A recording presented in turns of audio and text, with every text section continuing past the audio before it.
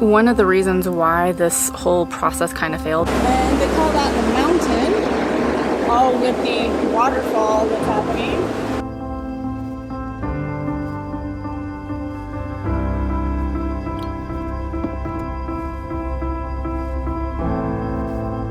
Lily, you ready to go outside?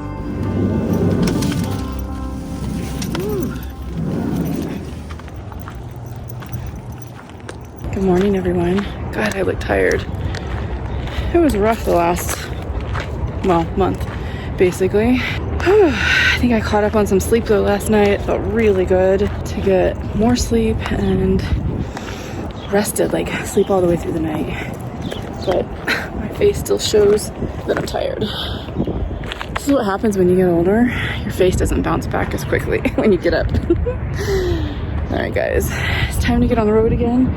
We're headed over to a really cool place that I've wanted to go to for a very long time. Girl, what you doing? You cannot go on the fake grass. No. No, you can't go over there. Come on. Those cactuses that we saw the other day at the park when we were hiking, they're everywhere, even here in town in Tucson. Look at that. That's incredible. You can see how close the mountains are to the city. Kind of reminds me of Salt Lake City as well. The city's just kind of built in between all of the mountain ranges. I had to stop by a Walgreens really quick because my body feels really stressed right now. I think it's all the going, the lack of sleep. My eye is still twitching. What really works well for me is ashwagandha. Oh yeah, here we go. Ashwagandha root. 2 tablets. Hopefully that'll be better. It's kind of funny, like I was feeling really good and I don't feel like I'm stressed or I should be stressed because my mind feels good, but maybe it's just, you know, everything that's been going on and all the traveling and lack of sleep, so hopefully that'll be better. All right, back on the road. I just had to stop literally in the middle of the road to show you guys this. Thankfully it's a small road and nobody's over here, but is that not absolutely amazing? Oh, it's so beautiful. Oh, I love it. Mountains. Told you, they get me right here, you know, in the heart.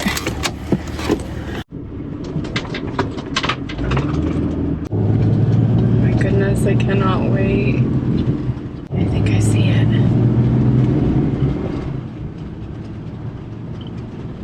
Way up there, oh my goodness. Wow.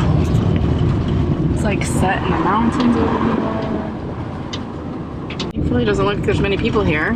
Here we go, here we go. This is so cool. So with this place, you had to get tickets in advance and they do them every 30 minutes. I'm a little late getting here. This is what the whole place looks like. Oh, it's beautiful.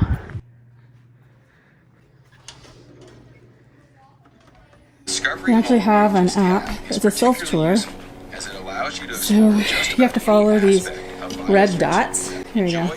Traffic flow. They have restrooms and lots of hand sanitizer everywhere. Places to get water. We are nestled here at the base of the Santa Catalina Mountains and on the edge of the Sonoran Desert. The property has been inhabited for thousands of years. It never fails. Every time you want perfect audio, you've got a lawnmower or a weed whacker going in the background. Sorry guys. Biosphere 2 derives its name from being modeled after Earth, which is considered Biosphere 1. Space Biospheres Ventures, led by John Allen, bought the property in 1984 and began construction of the current facility in 1986 to research and develop self-sustaining space colonization technology. Inside, they built an ocean with coral reef, a mangrove wetlands, tropical rainforest, savanna grassland, and a fog desert. For 2 years, starting in 1991, 8 people, some scientists and doctors, were sealed inside of Biosphere 2's glass enclosure to measure survivability. Behind this highly public exercise was useful research that helped further ecological understanding. This is the outside structure of Biosphere where the rainforest is behind the glass.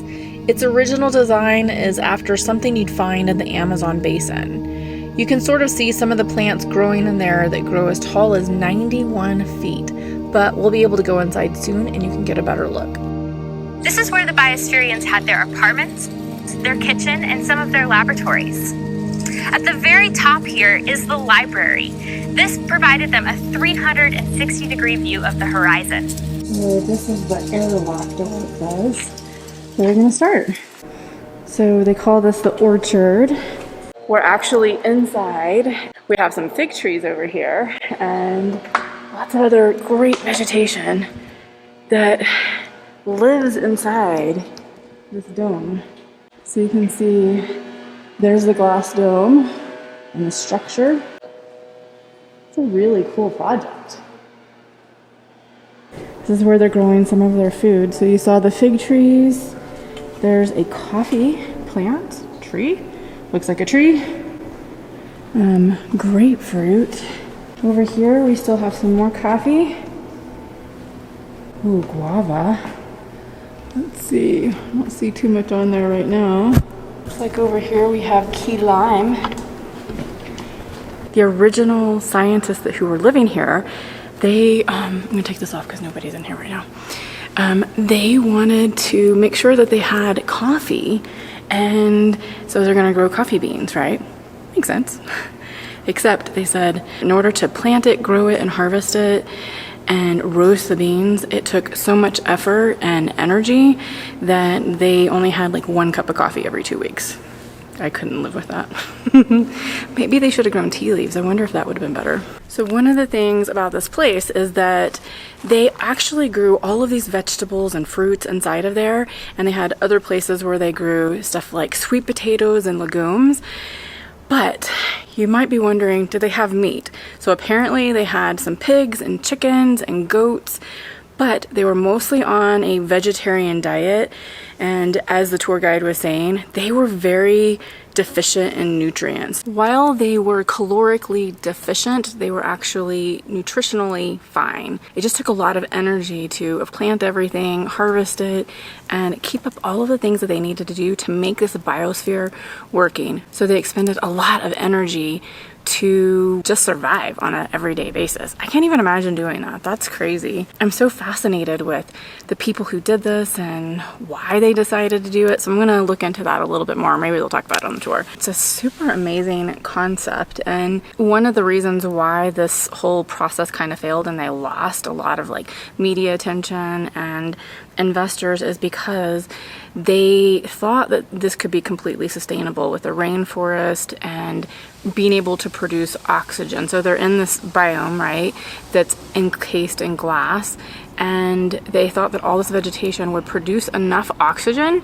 for them to actually survive, but it turns out that was not the case. So what happened is they pumped oxygen into the biome, and that's where they kind of lost the trust of people with this project because they didn't tell anybody that they were doing it. And I guess they later found out. So transparency is key. What you're looking at right here is the power station, and these towers to the right are cooling stations, and they cool the water to help run this entire biosphere too. Now, one of the things they said was to create generators that one ran off of diesel and the other one ran off of natural gas.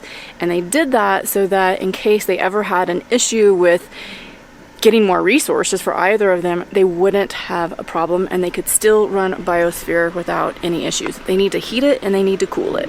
So what we're looking at here is what they call the lungs of Biosphere. So under this dome, they have what's called 2 lungs, which are variable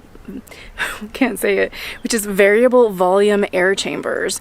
It consists of this machine that has 40,000 pounds of rubber that helps the lungs to expand and contract. Now, why did they have this? Well, whenever there's air pressure inside something and it can't escape, what happens? It explodes. So that's exactly what they did. They created the lungs so that you didn't have any explosion. That would be a little freaky to have something like that, but who would have thought? And the reason why, I don't think I said this to you earlier, is that the biosphere was completely sealed. So they had to have a way for the air pressure to release. Oh my goodness. I just saw this. Look, it's inside. We're going inside there. Oh my gosh. We're going into what's called the desert. Hello. Hi, come in. Thank you so much. You're welcome. Woo, it's hot. You can really feel it. This is a coastal fog desert. Very different from what is outside. Very much so. And you can see what makes the difference. Well, one, it gets a little bit more water than outside. So what happens is the desert has to be on a coastline, and that coastline is going to exist somewhere between 23 degrees above and below the equator around the world. Okay. So in the evening when the sun sets, that water system is going to belch out some fog that will drift east and come to the desert, sitting on the desert for a while, giving it that additional moisture, which creates what you see here. This is reminiscent of the Baja in California. Look at this. So it's got hills and valleys.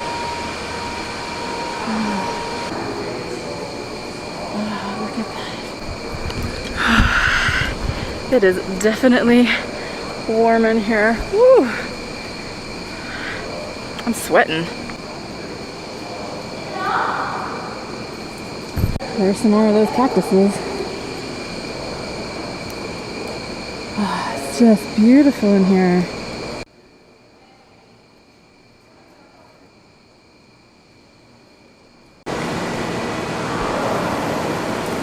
Can you imagine living in something like this and work it? No wonder they were calorically deficient.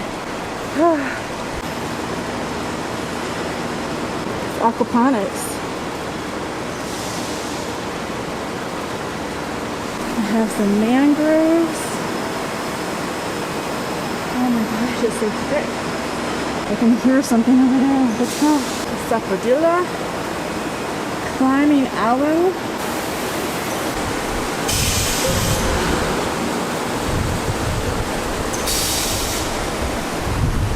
This is the world's largest experimental saltwater ocean, all with coral reef that they brought in, and they said it was very, very successful.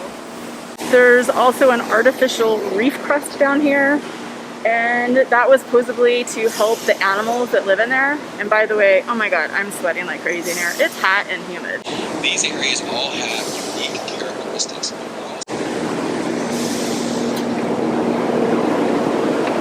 This is what we were seeing outside earlier when I was trying to get it through the glass. This is the rainforest. It smells so good in here. It's, of course, very tropical and, whew, my gosh, I can't believe how much I'm sweating. It's very, very, very humid in here. But that's what it needs in order to grow. Oh my god, there's a mini waterfall.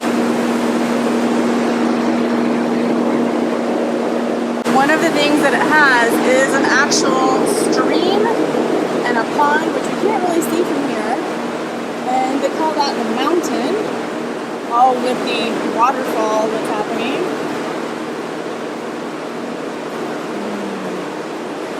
Oh my goodness, that was so hot in there.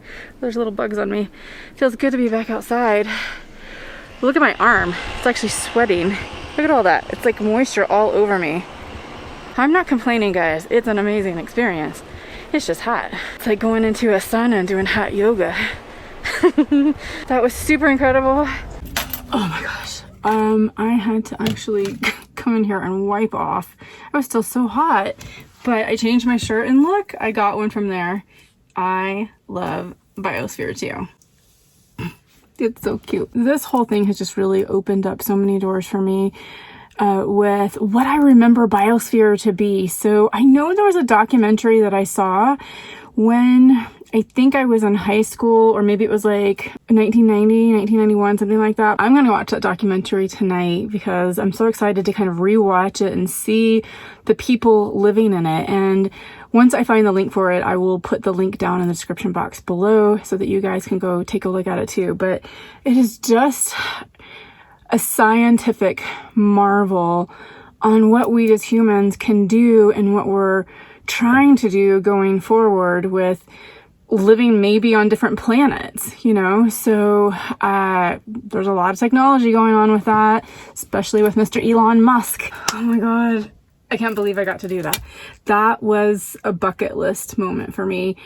I hope you guys thought it was as cool as I did. Maybe not, I don't know, but I'm really into science and things like that and stars and planets. And when I was younger, my dad was really into planets and the atmosphere and, you know, just our whole universal system. And so he bought me this book. I'll never forget it. I don't have it anymore. Unfortunately, I got rid of it whenever I started traveling because it's just a huge book, but I kept it all those years. And it was this kind of picture book, but with a lot of different information and stuff in it that talked about our planets and our universe and how it all works together. And it just fascinated me. So probably another reason why I love that show Expanse. I said it in another one of my videos, but if you haven't watched Expanse on Amazon Prime, go watch it. It is the coolest show.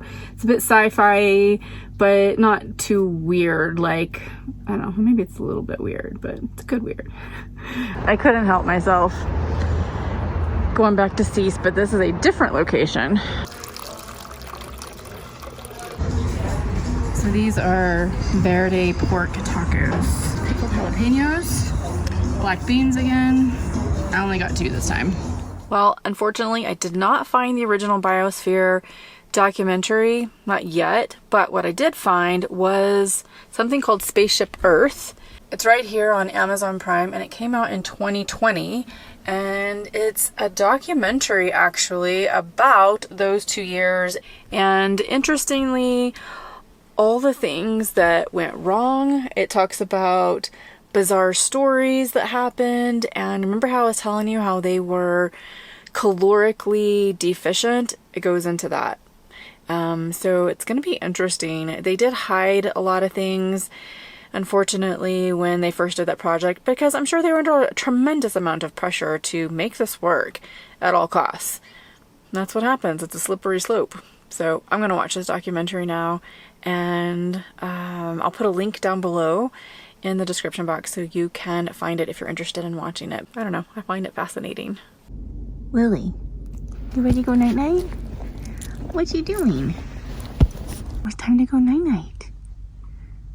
But wait, do you want your treat first? Tell me, do you want your treat? I love you. Good girl. Good girl. Your mama loves this girl. You're just grounded from her treats. Oh, guys, I am exhausted. Had such a full day. It was wonderful. Lily and I are gonna go night-night now. So we'll see you in the next video. Guys, thanks again for watching, for all of your support. Again, I really, really appreciate it. Thank you.